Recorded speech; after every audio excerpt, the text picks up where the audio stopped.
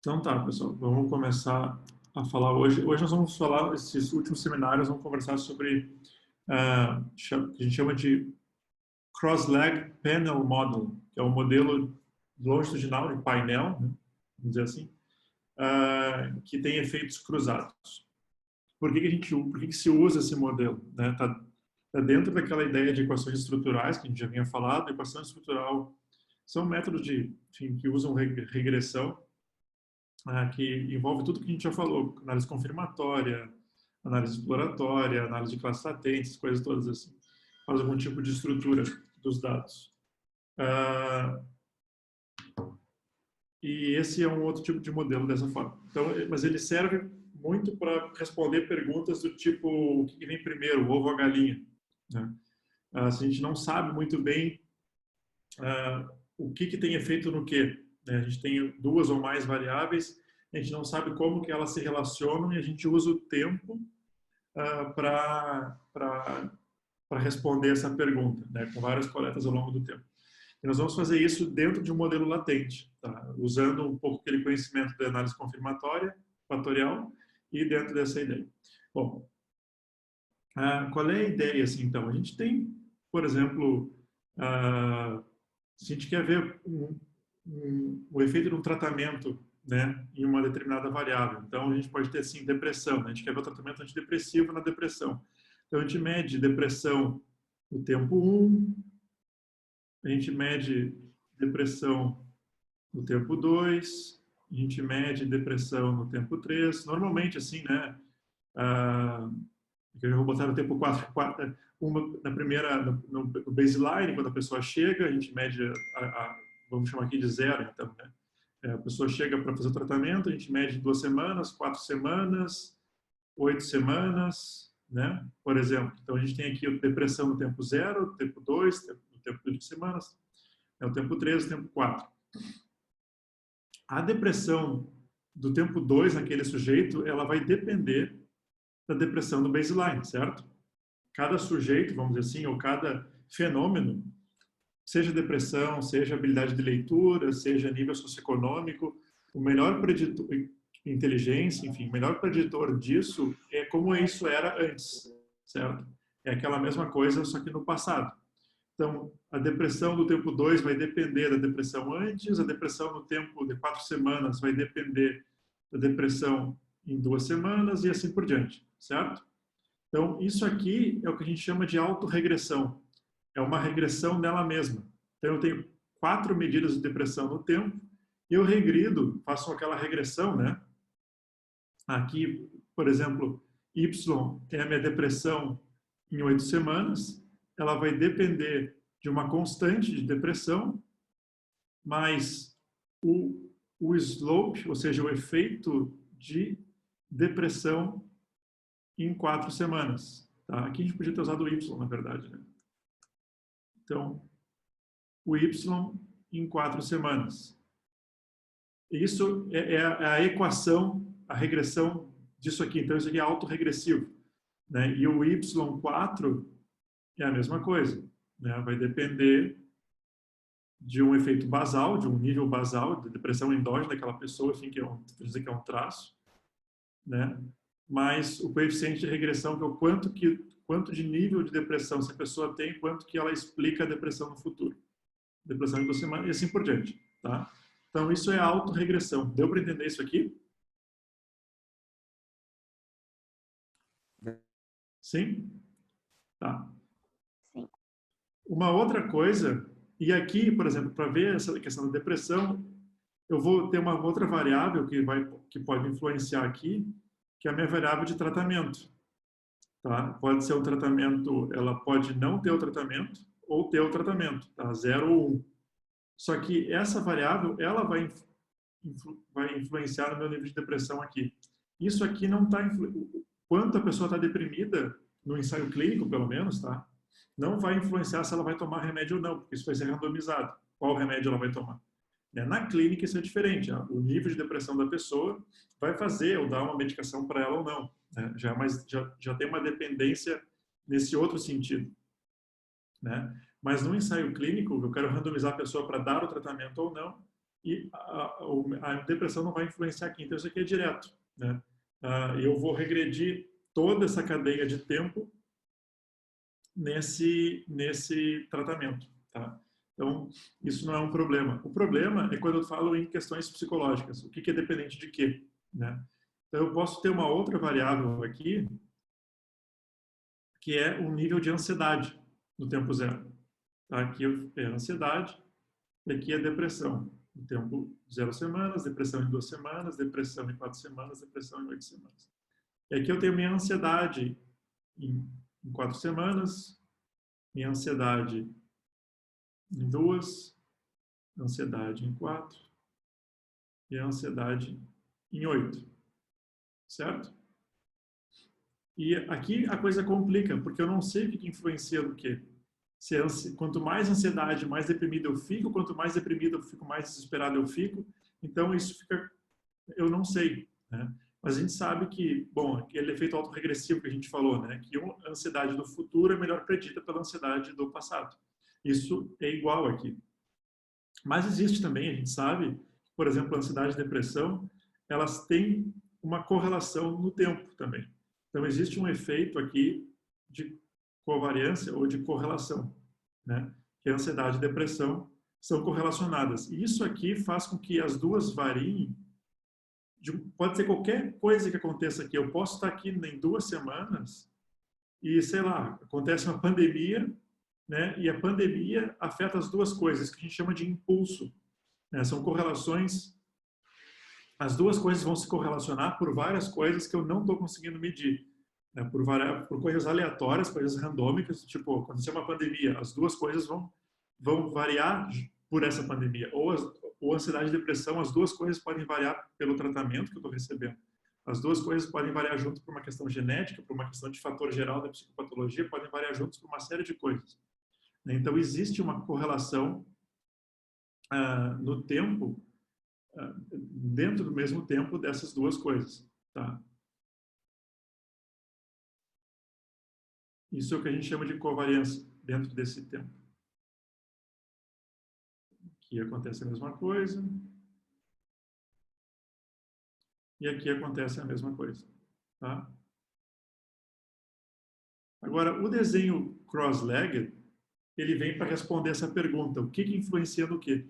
Depois que eu ajusto para tudo isso, a correlação entre cada uma dessas medidas no tempo, o efeito de autorregressão, ou seja, o quanto que a ansiedade no futuro é predita pela ansiedade no passado e depressão também, o quanto que a ansiedade do passado afeta a depressão no futuro e o quanto que a depressão do passado afeta a ansiedade no futuro. Isso que a gente chama de cross-legged, tá? Então, esse efeito eu vou estimar nessa minha equação aqui, tá? Por isso que é uma equação estrutural. Eu estou estruturando todas essas linhas de regressão e estou apontando a direção delas.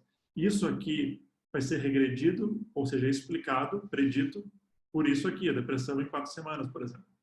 Então, se eu tenho um abalo aqui, se eu dou um tratamento, tá? Afeto as duas coisas aqui, eu distribuo toda esse meu efeito pela cadeia.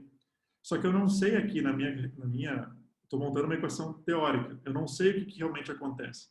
Eu não sei se é a ansiedade que vai afetando a depressão ou se é a depressão que vai afetando a ansiedade. Ou isso acontece das duas formas, né? Isso é importante para saber se onde eu afetar essa cadeia aqui, onde eu afetar o impulso, ou seja, afetar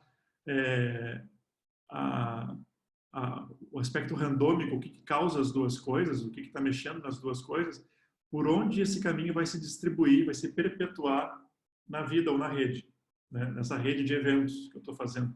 Então, se eu começar o tratamento, digamos que é a ansiedade que afeta a depressão, tá? E a depressão não afeta muito a ansiedade. A gente já tem alguma evidência nisso, assim, que os inibidores seletivos parece que afetam bastante a ansiedade e é isso que faz melhorar um pouco os sintomas depressivos. Vamos supor que isso seja verdade, tá? Mas só para fins do nosso modelinho aqui, tá? Vamos dizer que seja isso que acontece, tá? Eu vou alterar a relação entre as duas aqui através de um tratamento, por exemplo, eu vou abalar essa rede através de um impulso, por exemplo, aqui um tratamento. Isso vai afetar a ansiedade e a depressão. A depressão vai melhorar ela no futuro, menor nível aqui vai trazer um menor nível no futuro e vai se distribuir pela cadeia, vamos dizer assim. Mas também vai afetar a ansiedade, que vai afetar ela mesma e, através da ansiedade, melhorar a depressão. Então, são duas vias. Então, isso é só para a gente entender, por exemplo, o que vem primeiro nesse sentido, o ovo ou a galinha. Tá?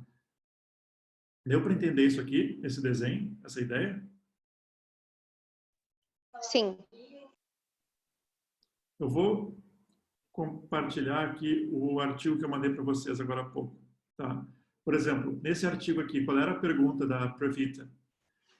Se existia uma associação temporal entre índice de massa corpórea e sintomas internalizantes da infância e adolescência. Aí a pergunta, vamos dizer assim, é a seguinte, né? Se as crianças começam a ter sintoma mental e aí vão comendo, vão compensando na comida, vamos dizer assim, vão engordando, ou é engordar que faz a pessoa ficar mais triste? Tá? Essa é uma pergunta válida, certo? O que vem primeiro, o ovo ou a galinha? É eu começar a comer por alguma razão ou outra e aí eu começo a ficar triste ao longo do tempo?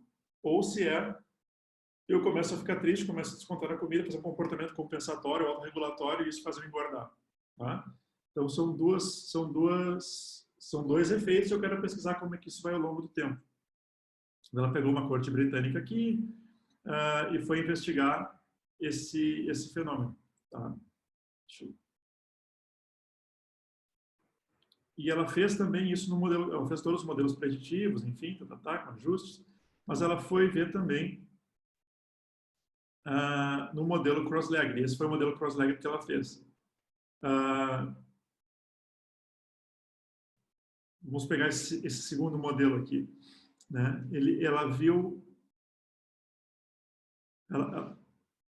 Ela viu que aqui, nesse modelo, o índice de massa corpórea aos 3 anos, sintoma internalizante aos 3 anos, ela fez esse efeito autorregressivo, né? Então, dá para ver que ponto 35, ponto 45, entre 0 e 1. Né? Oi? Não sei se para vocês também. O que é, Augusto? Tinha travado, agora voltou. Ah, tá. Eu falei... É minha conexão aqui mesmo. Tá. Aqui é o coeficiente de regressão, né? Padronizado, se eu não me engano, ela usou padronizado aqui. Não é entre 0 e 1, mas enfim. Né?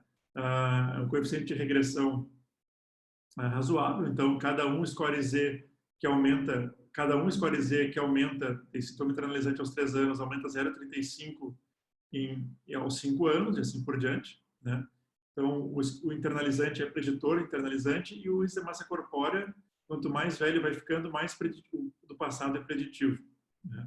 Mas aqui mostra que índice de massa corpórea aos 7 anos prediz é baixo. Né? Cada um score Z, eu não sei se ele me diz score Z aqui, mas cada uma unidade do índice de massa corpórea que aumenta 0,2 score Z do sintoma internalizante aos 11.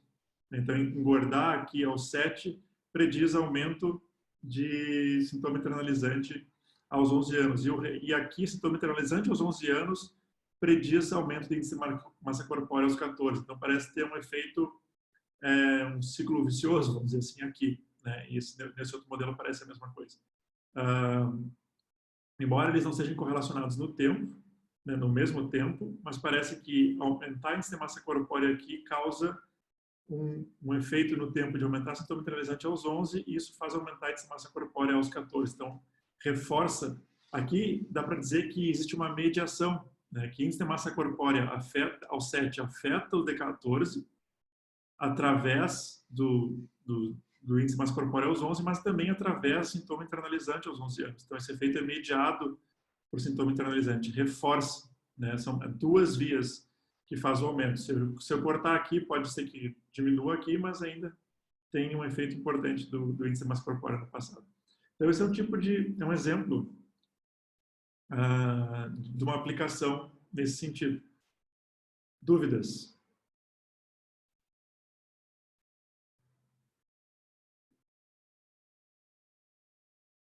Perguntas? A gente está indo bem rápido. Então, eu preciso saber se vocês têm alguma dúvida nesse sentido. Minha pergunta era mais sobre aqueles valores, assim, que eles pareciam relativamente baixos, assim, isso da mediação entre uma variável e outra, né? Um tipo da variável e outra. Uhum. O 0.03 ou 0.019, assim, isso é... Uhum. É um valor baixo, né? É um tamanho de efeito baixo. Para cada uma unidade, por exemplo, daquele índice de massa corpórea ali, que eu imagino que tenha sido escolhido para ficar tudo padronizado, né? Fica mais fácil de entender. Cada desvio padrão de aumento do preditor aumenta 0,2 do predito, né, do futuro. Então é um tamanho de efeito baixo. Ali dá para ver que o que realmente importa são essas cargas do passado da própria variável, né? Isso normalmente é o que acontece. Assim. E às vezes as coisas para modificar são muito precoces. Né? Vê ali que naquele modelo, deixa eu compartilhar aqui de novo, que naquele modelo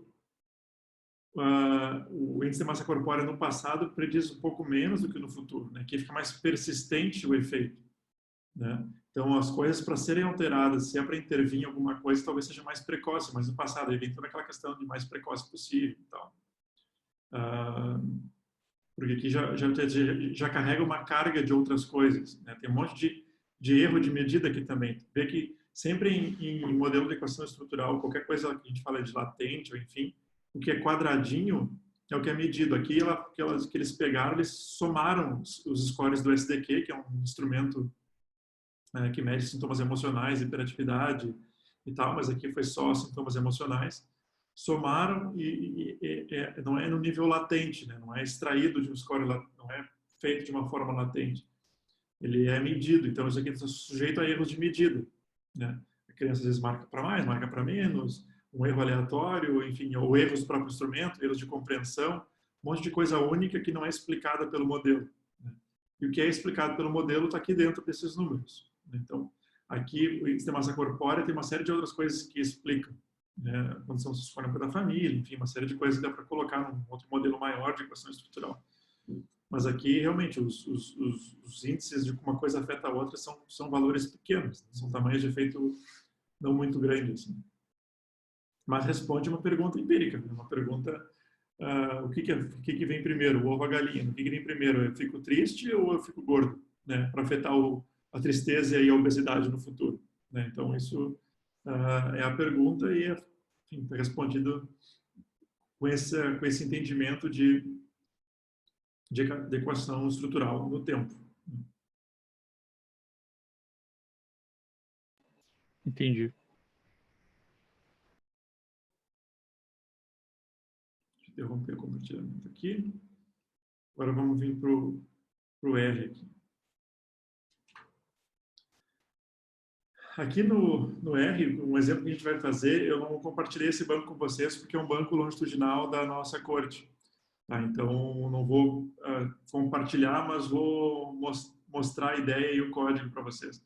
Na semana passada eu já mandei, retrasada na verdade, eu mandei todo o código que a gente trabalhou até aqui. Então, vocês têm exemplo, se quiserem trabalhar, enfim, qualquer coisa futura aí, né? Vocês têm exemplo para trabalhar com classe latente, vocês têm exemplo para trabalhar com análise confirmatória fatorial, com exploratória, com teoria de resposta ao item, medir aquelas coisas, o traço do item, enfim, alguns pacotes do R, função.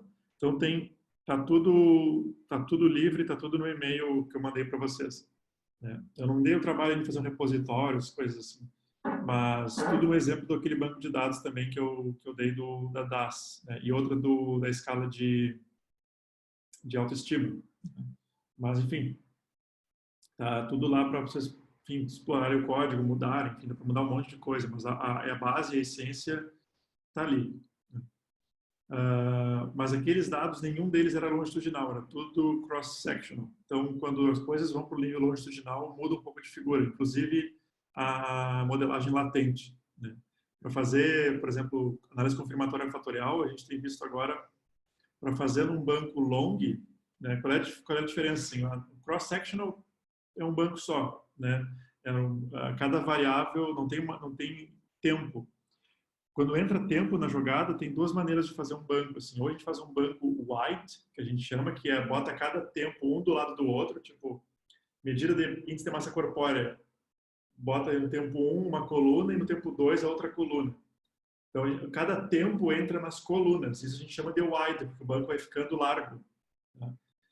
Uma outra forma de fazer isso, que é importante para modelos mistos e para esses modelos latentes, assim, de alguma forma, é fazer o banco long. Cada linha de tempo entra numa linha. Então, fica um banco longo, tá? A gente chama de banco long.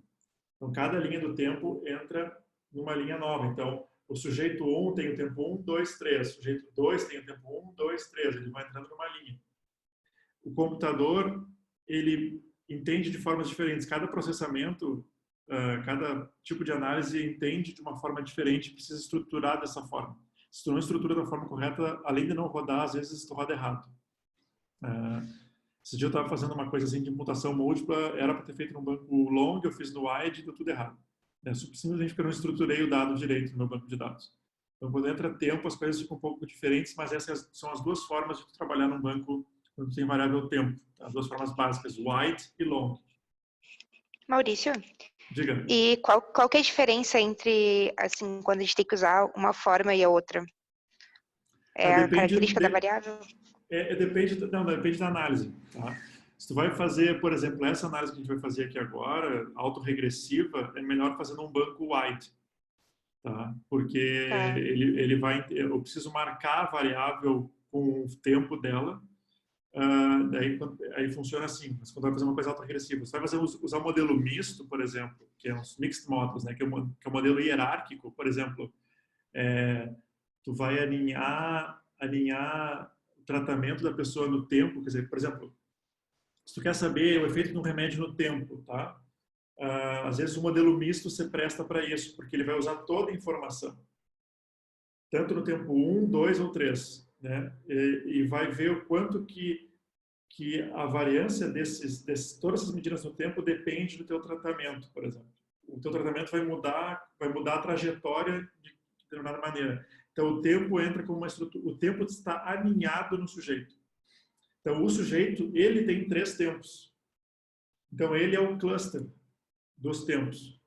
Por exemplo, você vai fazer isso também é uma questão, por exemplo, tu vai fazer um estudo com psicoterapia, tá? Tu vai ter lá 10 psicoterapeutas. Cada sujeito está alinhado num psicoterapeuta. Então, é importante ter essa variável longe do banco long. Cada sujeito teve qual terapeuta, ou qual terapeuta teve qual sujeito.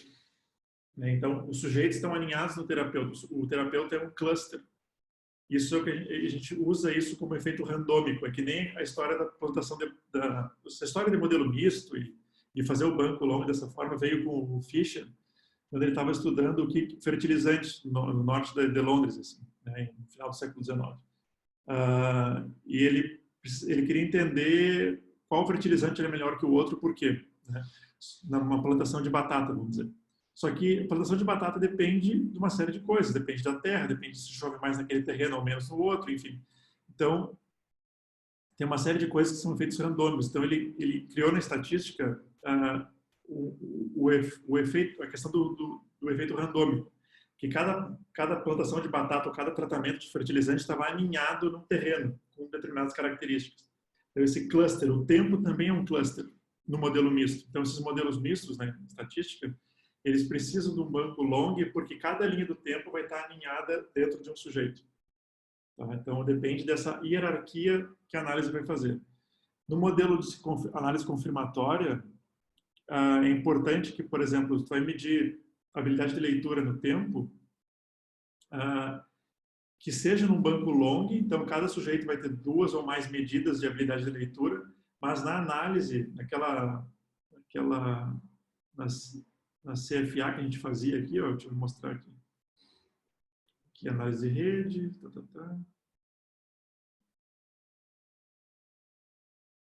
Na CFA aqui, por exemplo, tem uma coisa que eu posso colocar que é o cluster. Bom, cluster. Aí o cluster eu posso colocar o sujeito.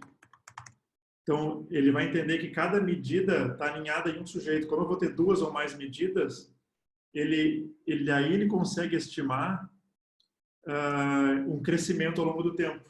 Senão ele não consegue fazer isso. Porque se eu for separar numa análise confirmatória, fazer uma análise confirmatória de habilidade de leitura, por exemplo, no tempo 1 e no tempo 2 separado, ele vai fazer aquele sujeito em relação aos outros sujeitos. Pode parecer que ele tenha menos habilidade de leitura comparado ao tempo zero, né? Mas na verdade é porque ele está sendo comparado com todo mundo que já cresceu. Se eu uso no banco long o sujeito como um cluster das duas medidas dele no tempo, eu vejo o crescimento da habilidade dele. Tem que ser dessa forma para poder ver o desenvolvimento no tempo de uma habilidade, por exemplo, em uma análise fatorial. Tá. Então depende. O banco long vai ficar mais para quando a gente quer ver algo que está dentro do sujeito. Se, por exemplo, o sujeito, ou o banco longo pode ser para qualquer coisa, de novo, pode ser para o terapeuta, pode ser, enfim, né, se tiver uma estrutura hierárquica, essa que é a questão, se tiver um alinhamento. O tempo é um alinhamento, né? Pode ser o terapeuta, tu vai ter alinhamento para terapeuta. No caso do tempo, alinhamento ao sujeito, né? Tu pode ter lugar, né? Você vai fazer um estudo multicêntrico, cada pessoa está alinhada num centro, né? Então tu vai precisar de um modelo hierárquico, aí tu vai ter que ter um banco longo. Tu não vai poder botar assim, ó, sujeitos do centro de Santa Maria, numa coluna, sujeitos de Porto Alegre, na outra coluna, sujeitos de São Paulo, na outra coluna. Isso não funciona assim. Você tem que colocar no banco long, porque cada dado vai estar alinhado num centro. Entendi. E já o wide pode ser tipo meio que tudo por tudo, assim, tudo no mesmo nível. O wide, esse tipo, se eu quero analisar a estrutura, ou se eu imagino que as estruturas têm um impacto na minha análise, por exemplo, sei lá, Santa Maria, o pessoal toma mais lítio e é menos deprimido, então o ensaio clínico vai ser diferente ali, sei lá. Né? Tá. Se o campo, é a mesma coisa a história do campo de batata. Se o meu campo de batata eu imagino que tenha mais água, é mais fértil, eu tenho que alinhar minha análise para isso. Eu tenho que informar na minha análise que, olha, existe um efeito randômico que é o lugar que a pessoa está, ou o tempo tempo que a pessoa está, a pessoa que está no tempo, na verdade. Mas, enfim, é por aí. No banco wide eu não tenho estrutura nenhuma, eu tenho só as coisas uma do lado da outra. Entendi. É a depressão no tempo 1, depressão no tempo 2, depressão no tempo 3, tá. E para algumas coisas isso é útil, por exemplo, o que a gente está fazendo aqui. Então aqui, nessa análise cross-legged que eu quero fazer, a minha pergunta é se habilidades positivas do comportamento tem alguma relação com sintoma mental. Então eu tenho um questionário que que foi aplicado nas crianças, que pergunta para os pais, né, se a criança é generosa, se ela é animada, se tem vontade de aprender, se é afetuosa, confiável, fácil de lidar, interessada em muitas coisas, tem bom humor, é carinhosa, é independente, enfim, uma série de perguntas para habilidades positivas, respondidas de não, um pouco ou muito. Tá? E a outra, o questionário, é um questionário de sintomas mentais, tá? Que pergunta se a criança é muito preocupada, se a criança é infeliz, se ela se assusta, se ela tem surtos de explosão, se ela não obedece, se ela é inquieta, se ela é desatenta, se ela rouba, enfim, se ela mente, né, briga. Então, uma série de coisas de comportamento disruptivo e emocional ruim, né? Uma série de questões de sintomas mentais. Então, eu tenho essas duas escalas. Partindo do pressuposto que essas duas coisas, vamos chamar de habilidades positivas, tá? Ou atributos positivos, ser bonzinho, carinhoso, afetuoso, são uma coisa independente do sintoma mental, quer dizer, a criança pode ter essas duas coisas ao mesmo tempo. Eu posso estar muito mal, mas também ser muito positivo em outros aspectos. Partindo do pressuposto que esses dois construtos são independentes, então, para a saúde mental, eu tenho minha saúde mental positiva e negativa, né? Psicopatologia e atributos positivos. Eu quero saber o que se eles se influenciam no tempo. O que vem primeiro, o ovo ou a galinha? Ou seja, se eu primeiro tenho que ficar mais positivo para melhorar meus sintomas mentais, ou se primeiro eu tenho que baixar os meus sintomas mentais para deixar aflorar meu lado positivo ou potencializar meu lado positivo. Então, o que vem primeiro? Tá? Então, essa é a minha pergunta de pesquisa. Então, eu vou trabalhar com esse banco. Eu juntei aqui essas variáveis do baseline, da primeira onda e da onda 2, que são dois bancos que eu tinha separado. E aqui é um código de processamento que eu fiz específico para isso. Eu vou juntar todas as variáveis que eu quero, selecionar. Aqui eu vou fazer esses bancos, eles vieram no modo... eles vieram no modo long, tá? Quem estava falando comigo antes? A Bianca. Bianca. Tá, Bianca? Então, eles vieram no modo long. O que eu estou fazendo aqui? Eu estou separando. Então, eu vou fazer um filtro. Redcap Event Name é o nome dessa onda. Tá? É o nome da variável nesse banco específico. Pode ser onda, wave, time, qualquer coisa. Então, é onda 0, baseline. Eu vou filtrar para isso. Aqui eu vou selecionar as variáveis. Aqui eu vou fazer um processamento para inverter o código, enfim. De algumas que eu tenho que inverter para ficar tudo orientado para coisa ruim. Aqui eu vou para minha onda 1 e aqui para a onda 2. Aqui já é só da onda 2, então não precisei selecionar. Então eu vou juntar nesse banco,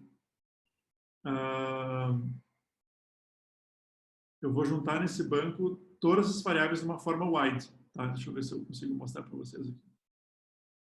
Ups. Então aqui, por exemplo, eu botei o nome, eu tive que botar o nomezinho aqui. Deu para ver? Ó, essa função aqui, ó, eu coloco um sufixo nas minhas variáveis. E nesse banco aqui da W1 eu coloquei um sufixo W1. E aqui eu coloquei um sufixo W2 e tal. Então eu renomeei para ficarem com esse sufixo. Então eu tenho todas as minhas variáveis aqui o número do sujeito. Aqui eu tenho todas as minhas variáveis com a identificação W1, W2 e tal. Tudo igualzinho, tá? Ó, o mesmo nome, o mesmo prefixo com sufixos diferentes. Então esse é o meu... tem várias formas de fazer isso no R, tá? Mas essa é uma forma meio manual que eu fiz para poder identificar, fazer esse banco wide. Eu preciso, nessa análise particular, eu preciso fazer um banco dessa forma. Ups. Tá. Bueno. Então, feito o banco, organizado o banco, eu vou fazer o meu cross-leg panel model. Então, para o primeiro tempo, a gente simular aquele gráfico, né, que a gente estava fazendo, assim, de baseline, na W1, na W2, enfim, né, na onda 0, na onda 1, na onda 2, no tempo, aqui a gente tem 3 tempos, eu vou fazer habilidades positivas. YSI é o nome do instrumento, Youth Strength Inventory, tá? Só a parte A, que é os pais acham das crianças. Então, tá aqui todos os itens, aqueles itens que eu falei antes.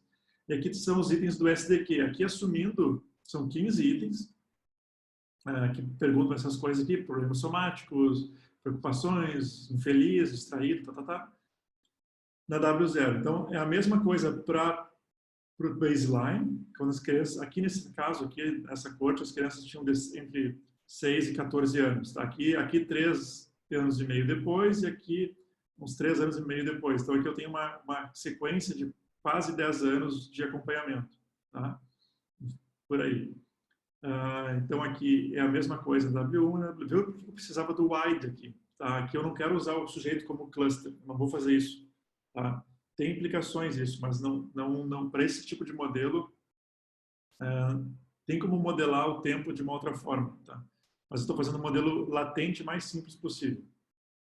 Esse modelo cross-legged, como eu falei para vocês, pode fazer o que quiser. Né? Quando a gente falou ali na Pravita, naquele artigo que eu mostrei, os quadradinhos mostram que ele foi medido diretamente. Eu posso pegar qualquer coisa, renda e nível educacional, e ir acompanhando isso ao longo do tempo, ver como que uma coisa influencia a outra. A gente sabe que renda e educação são coisas recursivas. Né? Uma coisa pode influenciar a outra. Ter mais educação pode ter uma renda parental maior, e aí depois tu tem educação, vai aumentar a tua renda, mas a renda também faz tu conseguir educação melhor e assim por diante. Então, são modelos que, para essas coisas que são muito intrincadas, tipo essa aqui, habilidades socioemocionais positivas e psicopatologia, são coisas meio intrincadas, tudo meio que acontece no cérebro e no comportamento. É interessante para poder desvendar um pouco. Tá? Então, as 10 medidas no tempo 0, no tempo 1 e no tempo 2, identificadas as variáveis. E aqui aqui é a mesma coisa que aquela no início dos seminários, a primeira coisa que eu falei foi sobre regressão simples, né? Que no R é uma coisa assim, eu tenho um linear model que eu vou ter uma variável, isso aqui não é linear, não é uma variável ordinal, mas só para a gente ter um exemplo aqui, eu coloco o meu predito, vou colocar um preditor, sei lá que variável é essa aqui, dados my data,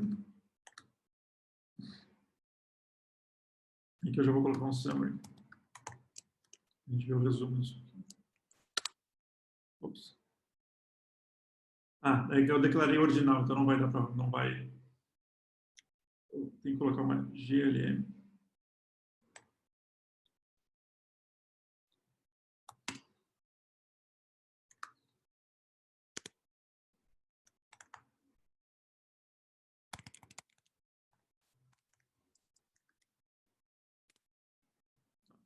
Então, aqui eu escrevi uma regressão, no R uma regressão é bem assim, tá? Tem um predito, eu ponho um til, que é preditor, ou seja, isso regredido nisto, os dados e a distribuição do meu desfecho, tá? A família da distribuição do meu desfecho. Aqui é um desfecho de 3 níveis, 0, 1 e 2. É que eu vejo que beleza. A função linear do meu preditor explica o meu predito, né? Mas esse aqui, ó, não vem ao caso aqui, tá? Não tem nada a ver com o que nós estamos falando, mas em uma regressão, o R, quando tem esse tipo de função ordinal, ele faz duas coisas. Ele faz a ligação linear e a ligação quadrática. A ligação quadrática, quando tem esse quezinho aqui, numa regressão ordinal, uma regressão binomial, enfim, ele mede o quanto o meu preditor está acelerando o meu desfecho, e na linear está só se relacionando com aumenta a probabilidade do meu desfecho. Aumenta a minha probabilidade aqui. Isso aqui eu tenho que exponenciar, porque isso aqui dá em log odds. Então, vamos exponenciar. Aumenta em 4 vezes, tá? A minha chance o meu preditor aumenta 4 vezes a chance de eu encontrar o meu desfecho, tá? Vamos dizer assim. Esse item aumenta 4 vezes a chance de encontrar o outro item. Mas ele não acelera a minha probabilidade de achar isso. Então, essa aqui é a função quadrática, tá? Só uma curiosidade aí. Não é o nosso assunto, mas é uma coisa que aparece. Então, enfim, isso aqui é uma coisa básica do R. Isso, no meu modelo latente, é a mesma coisa aqui, tá? É isso, til, isso aqui, tá? Isso predito por isso aqui. Então, esse é o efeito autorregressivo que a gente estava falando. Lembra aquele quadradinho predizendo o quadradinho no futuro. Então, aqui minha habilidade socioemocional positiva no tempo 1, predito pelo baseline, no tempo 2, predito pelo tempo 1. E a mesma coisa de sintoma, predito pelo tempo anterior, tá? Isso aqui eu estou definindo aqui. Aqui é o efeito cruzado, é o cross-legged. É o ISI do tempo 1, predito pelo sintoma no baseline, o ISI no tempo 2, predito pelo sintoma no tempo 1, e vice-versa. Tá? O sintoma também predito pela habilidade positiva. Esses aqui são os efeitos cruzados. O primeiro cruzado aqui e o segundo cruzado aqui, tá? E aqui são as covariâncias, que eu estou dizendo para o meu modelo que essas duas coisas podem variar juntas por várias coisas aleatórias, randômicas, que eu não tenho a mínima ideia do que seja. Tá? Pode ser idade, então aqui eu já controlo que se um é mais velho ou que o outro também, esse efeito está controlado aqui dentro, enfim, uma série de coisas que está ajustando por essa covariância. Tá? Então eu já rodei esse modelo, porque ele demora um pouco para rodar, aqui eu dei um summary. No final aqui eu botei R square true, ele já dá toda a minha variância explicada por todas as variáveis. Tá? Então o meu modelo explica bem, explica razoavelmente bem a variância dos itens e dos troços latentes. Então aqui eu vejo os fits do modelo, ele usou todo mundo, aqui eu botei o WLSMV, que é o estimador melhor para essas variáveis ordinais, botei uma deleção pairwise, então ele só vai deletar ocasionalmente as linhas que forem totalmente incompletas, aqui não tem. Então ele vai estimar para aqueles missings, vai estimar da melhor forma. Os índices de fit estão razoáveis, né? 0,90 aqui, 0,5 aqui no RNC, a gente já falou sobre isso. E aqui então, os fatores latentes as habilidades socioemocionais do tempo 0 e os sintomas, a psicopatologia.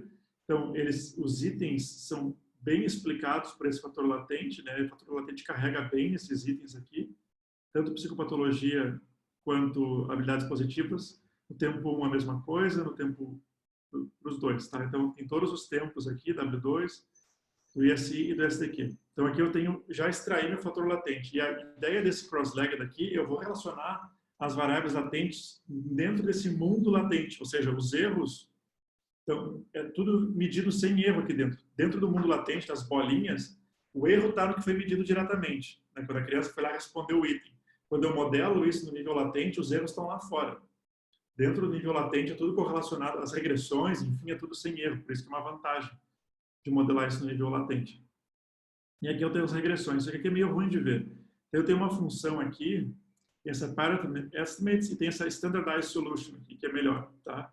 Então eu vou rodar ela vai me dar todas as soluções padronizadas para esse modelão que eu fiz aqui. Então ele dá todos os interceptos,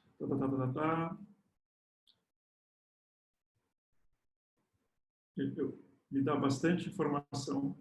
Aqui eu tenho, então, o que está na esquerda, o operador, se é regressão ou se é latente, enfim, está à direita, e a estimativa padronizada, o erro padrão, o Z e o valor P. Tá? E aqui ele dá um intervalo de confiança também para esse estimativo, que é importante, às vezes, para colocar nos artigos.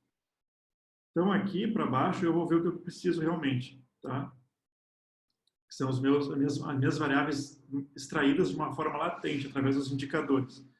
Então, aqui eu vejo que ISI, habilidade positiva, prediz habilidade positiva, P significativo, sintoma prediz sintoma, e aqui eu começo a ver que sintoma prediz menos habilidade positiva, nos dois tempos, tanto 0 para 1 quanto 1 para 2.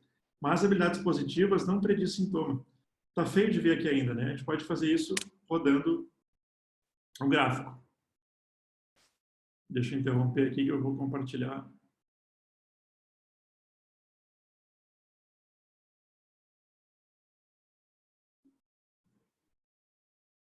Quando isso rodar aqui.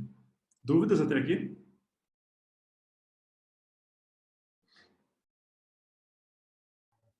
Eu fiquei com dúvida em relação à covariância. Tá. Diga. Tipo, como que é feita essa exclusão da covariância, sabendo que não está excluindo o que não deveria excluir do Como peso? assim? Porque ele é colocado aquela função lá da covariância para tirar das análises, o que poderia influenciar, idade, enfim, o que não está entrando no modelo. Uhum. Uhum. E, tipo, como que é feita essa seleção? Como assim seleção, Bianca? Esse controle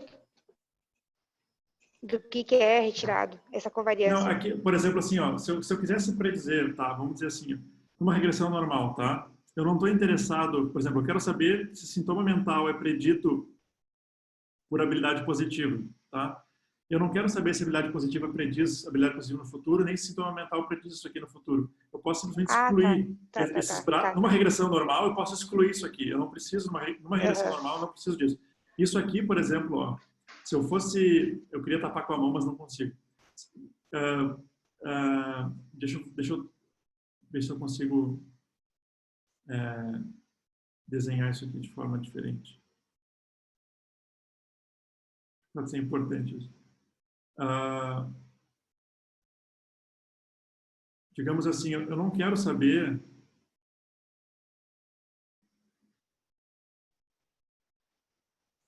isso aqui é a regressão que eu fiz antes, ó.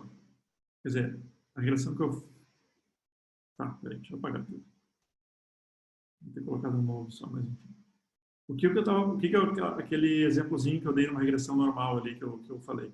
Tá, eu tenho o meu desfecho, eu estava sendo simplesmente predito por um outro negócio. Tá? Eu posso, numa regressão múltipla, colocar outros preditores aqui. Por exemplo, Z. Né? Ou eu posso colocar aqui, ainda, que é o que é a ideia ali, que o Y no tempo 1 pode ser predito pelo Y no tempo 0, que é aquela coisa da autorregressão, que eu estou ajustando para uma coisa, assim, para o nível basal dele, né? Digamos que sintoma mental seja um traço, que eu tendo a ter isso persistente ao longo do tempo, de alguma forma, né? Ele não varia tanto, desatenção, enfim. Então, eu controlo para isso. O que eu vou colocar aqui é só o que não é explicado por ele mesmo, é explicado por outras coisas.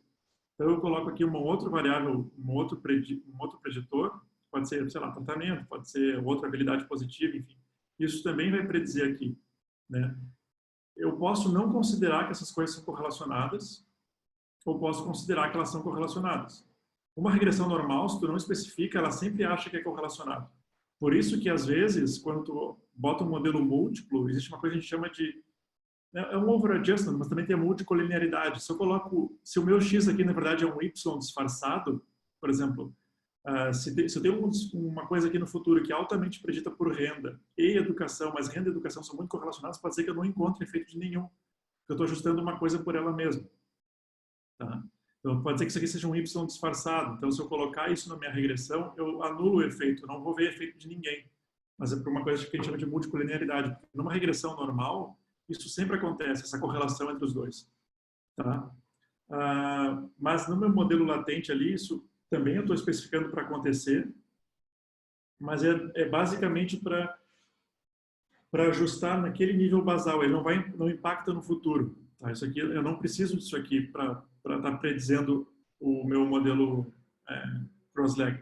Mas ele informa que uma coisa está correlacionada à outra, melhora o meu modelo, porque as coisas normalmente têm algum nível de correlação, especialmente isso aqui, né, habilidades socioemocionais e sintoma mental tem alguma correlação. Quando eu aumento um, eu diminuo o outro. Né? Mas não necessariamente é uma correlação, a gente não pode assumir que seja uma correlação causal. Né? Por exemplo, se o meu termômetro aumenta, é porque o tempo lá fora está mais quente. Mas se o meu termômetro aumenta, eu não estou causando o tempo lá fora. Está correlacionado, mas eu não estou causando o tempo lá fora. É o tempo lá fora que está causando isso aqui. Então, essa minha correlação, ela só me diz que se uma coisa aumenta, a outra coisa aumenta também. Se uma coisa diminui, dependendo se é positiva ou negativa a correlação. Mas ela informa isso no modelo. E se tiver uma coisa que afeta isso, por exemplo, um tratamento, ela pode afetar as duas coisas. Se isso tiver uma causalidade, né, geral. Mas ele só informa que existe uma correlação entre isso no modelo. Não sei se essa era a tua pergunta. Era isso. Eu achei que ela trazia uma informação de quantificação dessa correlação ou isso. Do que causava o quê. Não, é só uma informação, existe. Como assim existe? Ela carrega só essa informação de que existe a correlação, não a característica dessa correlação. Isso, exatamente. Ela não carrega a característica da correlação. Ela só diz que, olha, é correlacionado. Por quê? Não sei. Né? Existe uma coisa única que faz variar isso aqui, existe uma coisa única que faz variar isso aqui. Né? E existe uma coisa que, enfim, que faz as duas se ligarem. Agora, se é porque o questionário é muito parecido, que pode ser, né? Porque faz parte do mesmo questionário. Se é porque no nível, na natureza uma coisa aumenta e outra coisa diminui, enfim, pode ser uma série de coisas. Ou pode ser que só uma coisa cause, pode ser que uma coisa cause a outra, inclusive. Mas não vice-versa, né? Como esse exemplo do termômetro e da temperatura. O termômetro muda conforme e a temperatura muda, as duas coisas vão alterar. Né? O sol lá fora, enfim, bota sol lá fora, vai modificar meu termômetro. Mas modificar meu termômetro, eu posso estar aquecendo ele com isqueiro, não vai aumentar o tempo lá fora. Né? Então, a causalidade é unidirecional nesse exemplo do termômetro e temperatura. Mas aqui eu não sei, não estou explorando isso. O que eu consigo ver aqui, vocês conseguem ver esse modelo, né? O que eu consigo ver aqui é que são correlacionados, a correlação é em torno de 0,5, né, em todos os tempos, então é uma correlação razoavelmente persistente e parecida. Negativa, né, quando aumenta o SDQ, diminui o ISI, então associado à diminuição do ISI, não que se eu mexer no SDQ vai mexer no ISI, isso eu não sei. Tá? Isso só um experimento vai me dizer. Mas eu vejo que é correlacionado. Mas o que eu vejo também é que o SDQ, no tempo, ele é positivamente correlacionado com ele mesmo, então né, é o que a gente espera. O ESI também é correlacionado com ele mesmo, tem outras coisas que afetam, mas isso aqui no nível latente, tá? Então é importante esse coeficiente de correlação. Mas eu vejo que o SDQ no passado, ele prediz 0,2 a menos ESI no futuro. Né? E aqui no tempo 1 para o tempo 2, menos 0,16, né? Menos 0,18 e menos 0,16. Então, eu vejo, mas ao contrário eu não vejo. Né? Eu não vejo que se houver um aumento das habilidades socioemocionais positivas aqui, ele não está associado a uma diminuição de sintoma no futuro. Né? Mas o contrário é verdadeiro. Então, nesse modelo brincadeira que a gente está fazendo aqui, a gente está vendo que é possível que se eu fizer uma perturbação aqui, se eu adicionar um tratamento, se eu adicionar alguma coisa que afete na relação do ESI, isso vai se espalhar na minha cadeia de uma forma positiva, ou seja, se eu diminuir aqui, também vai diminuir o ISTQ no futuro, mas vai impactar de uma forma positiva no ISI no futuro também. Mas se eu aumentar minhas habilidades positivas aqui, isso não vai ter tanto impacto em sintoma. Então, parece que o importante aqui, para as duas coisas, é tratar sintoma. E não tanto essa questão das... A implicação prática disso pode ser múltipla, né? É questão de tratamento, terapia, etc. Mas parece que para ter melhor habilidades positivas no futuro, para isso se expressar, eu preciso melhorar sintoma no passado. E as próprias habilidades no passado também, obviamente. Né? Isso aqui é importante para me relacionar com os outros, para ser bonzinho, né? Ser ajustável socialmente, eu preciso ter isso bem no passado, mas também eu preciso ter menos sintomas. Mas para ter menos sintomas, as habilidades positivas parecem não importar muito. Isso que quer dizer aqui. Então, responde um pouco a pergunta do ovo à galinha. Né? Então, esse modelo se presta para isso.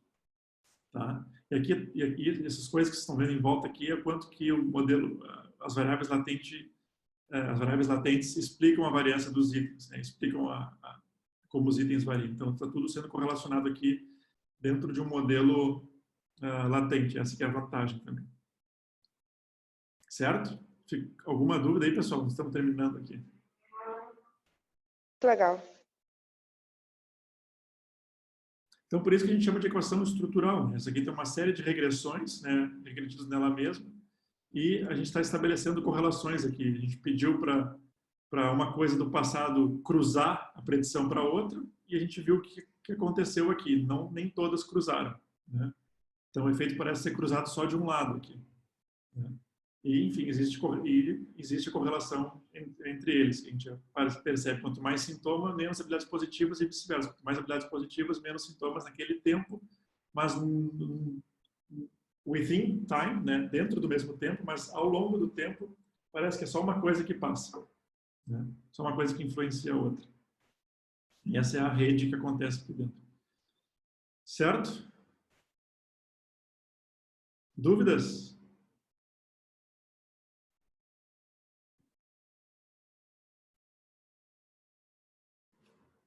Pessoal, acho que é isso aí. Eu não sei se provavelmente não vou fazer mais seminários, porque agora eu vou focar em outras coisas, mas a gente terminou vários assuntos. Assim. A gente falou sobre uma regressão mais básica, né?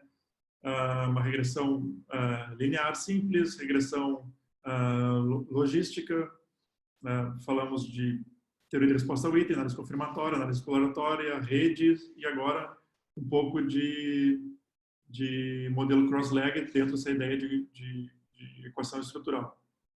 A gente cobriu coisas assim, mais básicas, tem uma série de complicações. Esse mesmo modelo que eu mostrei tem uma série de complicações para sofisticar o modelo, modelar o tempo no nível latente, enfim. Né? Tem várias formas de fazer isso. Tem várias críticas a esse tipo de modelo também, mas está sendo bem utilizado hoje em dia. Assim. Todos esses tópicos que a gente cobriu são tópicos pertinentes da área de ciências do comportamento. Né? Vários artigos trabalham nessa logística psicométrica assim, e de entendimento das coisas. Então, por isso que foi... E é uma coisa que ajuda a gente a pensar perguntas de pesquisa. Né? Se eu pensar assim, se esse construto é diferente do outro, eu posso fazer isso numa análise fatorial. Combinar os fatores, dividir os fatores, enfim. Né? Se eu quero saber como é que essas coisas se correlacionam, eu não tenho a mínima ideia. Faz uma análise exploratória. Se eu quero saber qual o melhor item para discriminar sintoma grave de sintoma moderado, faz teoria de resposta ao item. Se eu quero saber como as coisas se correlacionam na estrutura, uma análise de rede pode ajudar. Como as coisas se correlacionam no tempo, o que gera o quê? Uma análise de equação estrutural, modelo cross-legged pode ajudar. Então, são todas ferramentas de análise para nos ajudar a perguntas. Né? Tudo é perguntável. A maioria das perguntas que a gente faz agora são perguntas empíricas. Existem métodos melhores ou piores para a gente poder acessar as respostas dessas perguntas. Né? Essa que eu acho que era a ideia. Assim.